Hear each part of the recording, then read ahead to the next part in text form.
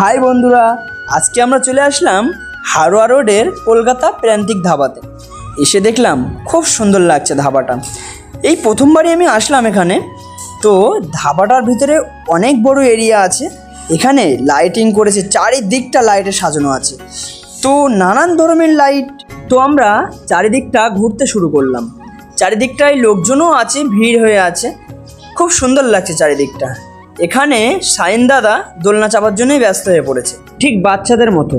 তো এখানে সামনের দিকে একটা রোড করা হয়েছে, যেটা পুকুরের মাঝখান দিয়ে রোডটা ছিল। খুব সুন্দর লাগছে চারিদিকটা। শাইন দাদা এগিয়ে যাচ্ছে ফটো তোলার জন্য। চারিদিকে লাইট আরও হেভি লাগছে আজকে।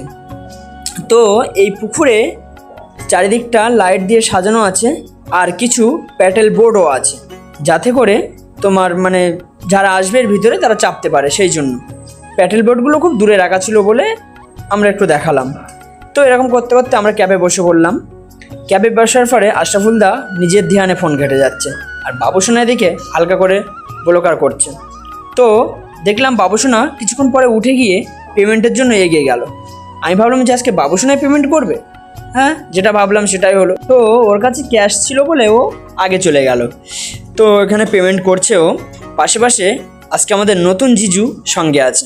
তো আজকে আমাদের ভিডিওটা এই পর্যন্তই থাকলো, নেক্সট ভিডিওয় দেখা হচ্ছে।